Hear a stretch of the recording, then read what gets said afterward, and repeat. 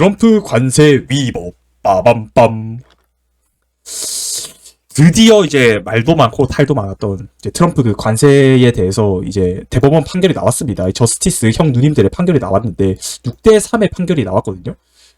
대법원은 이제 이 비상경제권한법 이걸로 근거해가지고 지금 미국이 국가 내 비상 상황이다 해가지고 관세를 이거를 근거로 낸 건데, 지금 이제 이거 IEEPA 요걸로 근거로는 관세를 매기는 게 위법이다, 이걸로 할 수 없다 해가지고 이거는 이제 의회의 권한을 넘어선 거다. 이 트럼프의 단독으로, 이 대통령 단독으로 이렇게 뭐 할 수 없다, 이렇게 해서 판단을 내린 거예요. 근데 조금 놀랐던 게 뭐냐면, 확실히 미국의 이 자유의 도시인 게 트럼프가 1기 때 2명, 그 다음에 2기 때 1명인가 해가지고 총 3명의 대법관을 임명했거든요.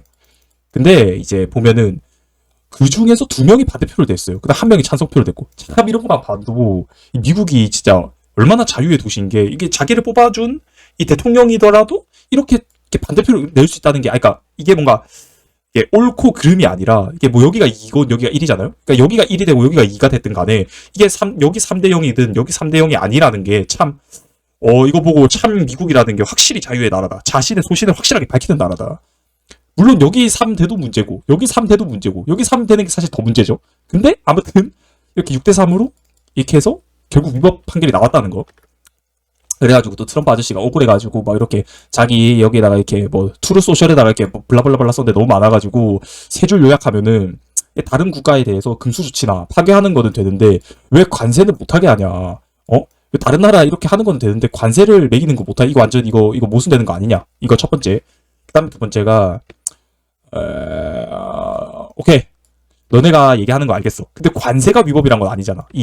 그 위법을 판단한 게 국가 위기 그걸로 해서 이 관세를 매기는 것은, 이거는 이제 이 대통령의 권한을 넘어섰다, 의회의 승인을 받아라, 이 얘기를 한 건데, 오케이, 그러면은 다른 거를 근거로 관세를 매기면은 되지 않냐 하니까, 다른 법률이 있으니까 이제 그걸로 관세를 강화해가지고 행정명령을 당장 승인하겠다. 저거 요약하면 두 번째는 이거고, 그 다음에 세 번째는 이제 쭈구리, 나 이제 참지 않아. 이제 관세 너네가 그렇게 해 나왔겠지. 나 이번에서 해가지고 뭐 이렇게 이 의견에 동조하거나 뭐 이렇게 해버리면은 나 이제 못 참아요. 관세 더 높여버리겠다. 이것까지 으름장을 놨고, 또 트루 소셜에 또 올라온 그 게시물에 이런 말이 있었는데, 그러니까 정확하게 이제 구체적으로 좀 보면은, 다행스러운 점은 미국 대통령으로서 제가 활용할 수 있는 방법, 관행, 법령 및 이런 게 더 많다. 그래서 이거 IEPA를 적용한 관세보다 훨씬 강력하다는 거다. 이거를 이제 적용해버리면은, 그러니까 너네가 이거 불법으로 해봤자 난 다른 방법이 더 있다. 사실 저는 다른 국가와 기업들에게 매우 겸손하게 요청했는데, 이는 법원의 판결에 영향을 미칠 만한 어떤 행동도 하고 싶지 않았기 때문이다. 그래서 이러한 모든 관세는 그대로 유지되지만 법원이 잘못 기각한 관세는 다른 대안으로 대체될 것이다. 그러니까 관세는 계속 간다, 너네들이 뭐라 말해도. 아무튼 트럼프 아저씨는 확실히 확고한 이 입장을 취하고 있네요. 그리고 또 이제 곧 중간선거가 다가온단 말이에요. 그 이제 중간선거 치르기 전에 이제 예비선거가 있는데, 당장 3월부터 예비선거예요. 근데 이제 여기에 이제 트럼프 의견에 반대하는 공화당 의원들도 있을 수도 있는데, 이 트럼프의 입지가 지금 공화당에서 매우 강하기 때문에, 왜냐하면은 지금 상원 하원도 전부 다 그 공화당이 장악하고 있고, 그러니까 대통령도 공화당원이고, 그러니까 아마 이제 이 중간 선거를 앞두고 있어가지고 이 트럼프 의견에 이 반대하기가 쉽지 않을 거예요. 왜냐면 자기들도 또 한 번 더 해야 하니까, 또 국회의원 또 한 번 더 해야 하니까, 상원으로 가든 하원으로 가든 한 번 더 가야 하니까, 왜냐하면은 자기들도 국회의원 한 번 더 해야 하니까 아마 쉽지 않을 것 같고.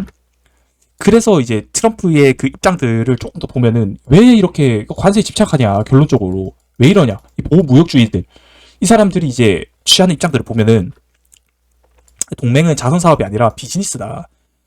당신들은 우리를 고립주의자라고 비난하냐. 하지만 틀렸다. 우리는 고립된 게 아니라 호구가 되지 않으려고 하는 거다. 지난 수십 년간 당신들이 신봉해온 국제주의가 우리 미국 시민들에게 남긴 게 대체 뭐냐? 우리 세금을 왜 남의 나라 국경을 지키는 데 쓰냐? 이런 거 왜 지키나? 아프간 파병 왜 가냐? 그러니까 이제 우크라이나도 지금은 이제 파병 안 보냈죠. 미국 그 군인 한 명도 안 갔습니다. 다 이렇게 물자만 지원해줬고. 그러니까 이제 여기 당신들의 나토니 뭐 다자간의 동맹이니 하며 전 세계의 경찰 노릇을 해야 한다고 말한다. 그 명분으로 우리 청년들의 피를 흘리게 하고 우리 노동자들이 낸 세금을 수조 달러씩 우크라이나 죽동에 퍼붓고 있다. 그런데 정작 우리 미국의 국경은 어떠냐? 마약과 불법 유민자들이 쏟아져 있는데 왜 우리 국경보다 남의 나라 국경이 더 중요하냐?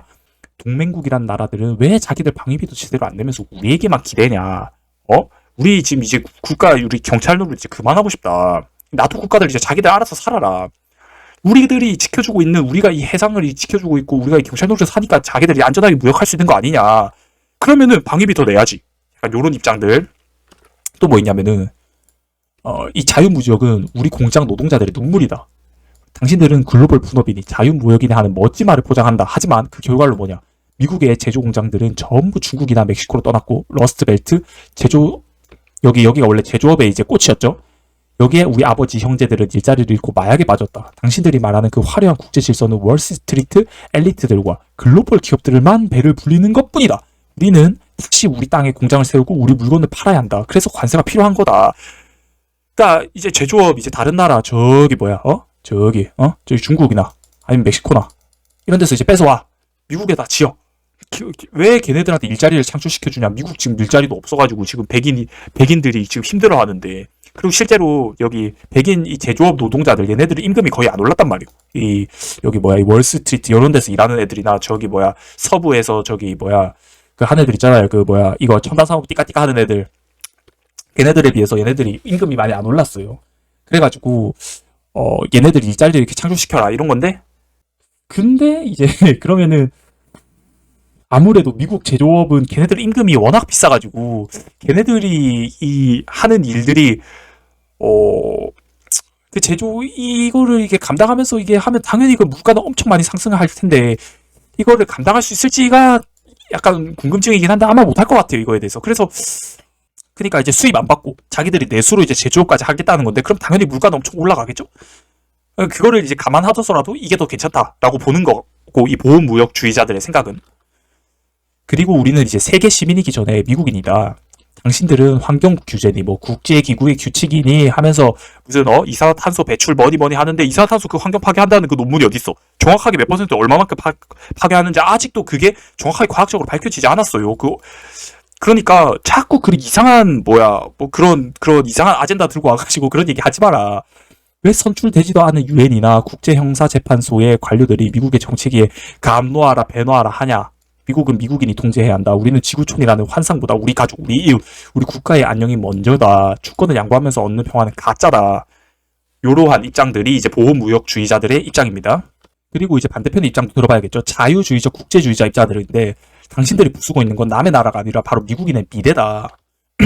동맹은 거래가 아니라 우리의 방패인데 동맹국에 돈을 더 내라고 협박하는 게 똑똑한 비즈니스 같냐? 아니다. 우리가 한국, 일본, 유럽에 군대를 두는 건 그들을 구걸해서 도와주는 게 아니다.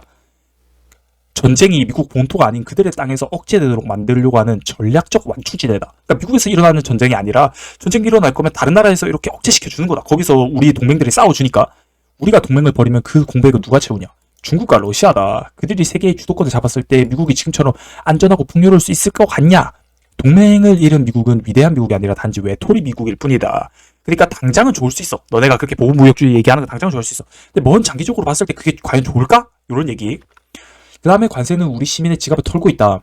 이거는 개인 소비 지출 PCE 물가지수인데 이거는 이제 PC 물가지수 그냥 전체적인 물가지수고 이 파란색 선은 이건 이제 내구재에 대한 거거든요.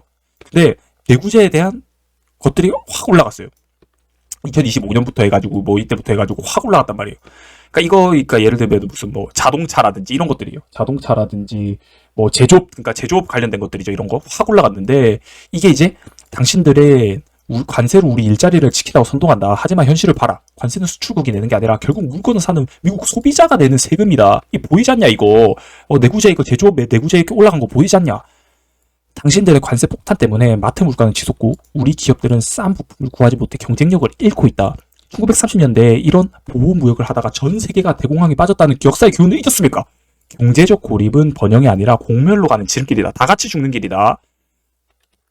그리고 또 미국의 진짜 힘은 신뢰라고 얘기하는데 미국이 왜 위대하냐? 단순히 핵무기가 많아서가 아니다. 핵무기는 러시아도 많고 저기 중국도 많고 북한도 있고 아무튼 핵무기 많잖아. 근데 전 세계가 약속한 규칙을 우리가 앞장서서 지키고 자유와 인권이라는 가치를 수호하고 있기 때문이다. 그러니까 우리 동맹국들을 우리 믿는 거 아니냐. 그런데 당신들은 대통령이 기분에 따라 국제 약속을 뒤집고 법원 판결까지 무시하며 일방적인 관세를 매기려 한다. 미국이 약속을 안 지키는 나라가 되는 순간 달러의 위상도 미국의 리더십도 끝난다. 규칙이 없는 정글 같은 세상에서 가장 큰 피해를 보는 건 결국 세계 경제의 중심인 미국이 될 것이다. 요게 이제 국제주의자들의 입장입니다. 뭐 보호무역이 맞는지, 뭐 국제주의가 맞는지 사실은 둘 다 사실 맞는 말이란 말이에요. 제 생각에는. 그러니까 그 사이에서 이게 줄다리를 기를 하면서 이렇게 가야 하는 거죠. 뭐 영과 일은 없으니까. 근데 이제 여기서 이제 중요한 게 이 세상을 움직이는 이 미국을 움직이는 이 국회의원이라든지 그다음에 이 대통령이라는 이 직함을 가진 사람들은 뭔가를 선택을 해야 하잖아요. 어떤 거가 돼. 보호무역을 선택하든 아니 국제주의를 선택하든 이렇게 왔다 갔다 하면서 선택하든 뭐 어떻게 선택을 해야 하잖아요. 근데 얘네들이 걸리고 있는 게 바로 이 금융, 이 파이낸스란 말이에요. 이 부채를 어떻게 할 거냐. 여기서 이제 딱 걸려버려요. 왜냐면은 지금 미국 부채가 지금 어마무시하단 말이에요. 지금 이게 환산해보면은 미국 국민 1인당 11만 달러를 내야 하는데 이게 대충 얼마냐면은 대략 한번 여기서 1.5 정도 곱하면 되거든요. 얼마예요? 띠까 대충 한 16억 정도? 16억이래. 1.6억 정도 된단 말이에요, 부채가. 미국 전 국민이 한 명 한 명당 한 1.6억 정도의 부채를 가지고 있는 건데, 그러니까 이 부채를 이제 어떻게 할 거냐. 이거에 대해서 이제 트리핀 딜레마라고 있어요. 이게 뭐냐면은, 브레튼 우즈 체제 이후 미국은 달러를 기축통화로 유지하기 위해서 전 세계 달러를 계속 공급해야만 해요. 왜냐면 달러의 기축통화를 유지하기 위해서. 근데 그러려면은 미국은 필연적으로 만성적인 무역 적자를 내야만 해요. 그러니까 계속 적자를 내야 어쩔 수 없이 얘네들이 기축통화의 그 포지션을 가져갈 수 있단 말이에요. 그러면은 미국은 전 세계 종이 달러를 주고 실물 자원의 제품을 가져오지만 그 대가로 국가 부채는 34조 달러를 넘어섰단 말이죠. 근데 우리가 전 세계 리더 노릇을 하느라 빚더미에 앉아 나라가 거듭나고 있어요. 이제 더는 달러 패권을 유지하기 위해 우리 노동자들을 희생할 수 없다. 그러니까 이 이유 때문에 우리가 이제 빚더미가 된 거 아니냐. 그러니까 우리가 이제 종이 달러 내주고 자꾸 이렇게 실물 제품을 가져오니까 우리가 자꾸 이제 국가 경쟁력이 없어지는 거 아니냐. 근데 이게 딜레마란 말이에요. 이게 어쩌지도 못해요, 이게. 이게 미국 국방비거든요. 이거는 미국 국채에 대한 이자율이고, 지금 이자율보다 이제 국방비가 더 올라섰어요. 이게 2024년인가 25년도란 말이에요. 이미 넘어섰단 말이에요.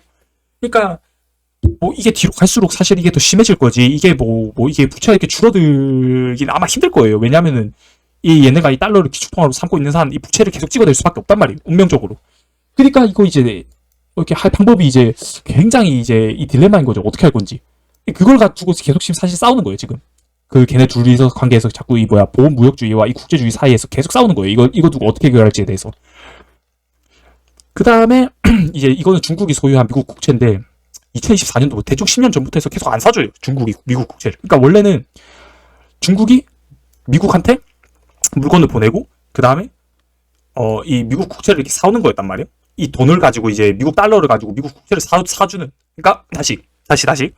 물건을 보내고, 그러면은 미국한테 돈을 받을 거 아니에요, 중국이. 그럼 이 돈 가지고 어떡하냐. 다시 미국 국채를 다시 사와줘요. 그러니까 이걸 원래 반복해왔어요. 근데 얘네가 이 시점부터 그걸 안 했단 말이에요. 근데 해보니까 안 해도 돼. 그러니까 이게 미국 국채가 자꾸 이제 국가가 이제 뭐 중국은 그렇지만 왜냐면 중국은 미국이랑 굉장히 이제 좀 이렇게 대립 관계잖아요. 그러니까 중국은 그렇지만 이제 만약에 미국이 빚이 많아도 낮은 금리로 돈을 빌릴 수 있는 건 전 세계가 달러를 원하고 미국 국채의 가장 안정적인 자산으로 믿기 때문이다. 근데 만약 미국이 우선주의를 택해 동맹을 벌이고 일방적 과세를 매겨 신뢰를 잃으면 전 세계 탈달러가 계속될 것이다. 가속화될 것이다. 그러니까 지금은 중국만 이러고 있는데 나중에 다른 나라들도 이렇게 해버리면 그때 미국 어떻게 할래? 그렇게 되면 미국은 더 이상 종이를 찍어 빚을 돌려막을 수 없게 되고 진짜 파산하게 된다. 실제로 지금 빚을 돌려막게 하고 있단 말이에요. 미국. 그러니까 미국은 그렇게 해도 돼요. 미국은. 왜냐면은 이거 신뢰 때문에 미국이라는 신뢰 때문에 미국은 그럴 수 있단 말이에요. 현재. 근데 과연 앞으로도 그렇게 될까를 봤을 때는 잘 모르겠죠. 아무튼 이걸 해결할 수 있는 방법이 사실 이 세 개예요. 미국의 이 부채를 해결할 수 있는 방법. 첫 번째는 일론 머스크가 말한 뭐 피지컬 AI니 뭐 AI의 무슨 혁명이니 아니면은 스페이스 X 그거 거기다가 태양광 설치해가지고 우주 태양에 나오는 그 에너지를 다 받아가지고 전기를 거의 공짜로 생산해내는 뭐 이런 엄청난 걸 뭐 이렇게 해가지고 어떻게 생산성을 이렇게 극대화시키든지 뭐 아무튼 어떻게 해가지고 생산성을 엄청나게 극대화시키든지 이 첫 번째. 두 번째는 이제 인플레이션도 녹이는 거예요. 그러니까 미국 부채가 뭐 아까 34조 달러 이거잖아요. 근데 극단적으로 얘기해서 만약에 돈을 계속 찍어내요. 돈을 계속 찍어서 그냥 34조 찍어내가지고 그냥 다시 이제 우리 빚 갚았어 이렇게 하면 된단 말이에요. 대신 이러면 이제 물가가 그냥 완전 박살나고 그냥 사람들이 그 신뢰를 완전 그냥 아예 다 잃어버리겠죠? 이게 두 번째고. 그러니까 세 번째는 이대로 계속 질질질질 끄다가 이제 디폴트를 선언하는 거예요. 더 이상 끌고 갈 수 없다. 해가지고 그러니까 파산 신청하는 거예요. 국가가. 이 세 개까지 있는데 뭐 어떻게 될지는 모르죠. 지금은 이 생산성 극대화를 계속하면서 자꾸 이렇게 줄다리기를 하고 있는 와중이에요. 근데 그거랑 이제 정치랑 이렇게 뭐 어떻게 합쳐가지고 사람들한테 이렇게 어떻게 해가지고 사람들을 이 신뢰를 계속 어떻게 구축시키려고 그 줄다리기를 하는 와중인데, 근데 자꾸 이렇게 미국에 대해서 이렇게 삐걱삐걱 하고 있잖아요. 무슨 대법원도 막 이렇게 위법이라고 판단했는데 대통령이 아니다. 그러니까 내가 알아서 할게. 내가 다른 법 들고 와가지고 내가 알아서 그냥 어떻게 해서 이렇게 뭐 우회해가지고 어떻게 뭐 해볼게. 이렇게 해가지고 그래서 다시 관세는 계속 유지시킬게. 이러면서 지금 대립이 굉장히 심하단 말이에요. 이것뿐만 아니라 이민 정책도 굉장히 심하죠. 그래가지고 이민 관리국 지금 무슨 셧다운 시켜가지고 얘네들도 뭐 이게 하겠다. 그리고 이거 총살 사건도 해가지고 이것도 완전 미국이 지금 이것 때문에도 엄청 지금 이념적으로 갈라져 있고. 그러니까 참 지금 아무튼 지금 참 이렇게 혼란의 시기입니다. 이 와중에서 이제 이 나머지 네 번째 방법이 이제 이 파산한 후에 다시 시스템 체제를 만약에 이렇게 세워야 하잖아요. 이 시스템이 이제 더 이상 이제 운영할 수 없다 이렇게 판단이 된다면 이제 그때 과연 이 친구가 이제 발휘할 것인가? 이 친구가 이제 그때 이제 딱 등장해가지고 이 세계의 질서를 다시 이렇게 정할 것인가? 라는 그러한 될지 안 될지는 모르겠지만 아무튼 그러한 어떠한 하나의 의견 감사합니다.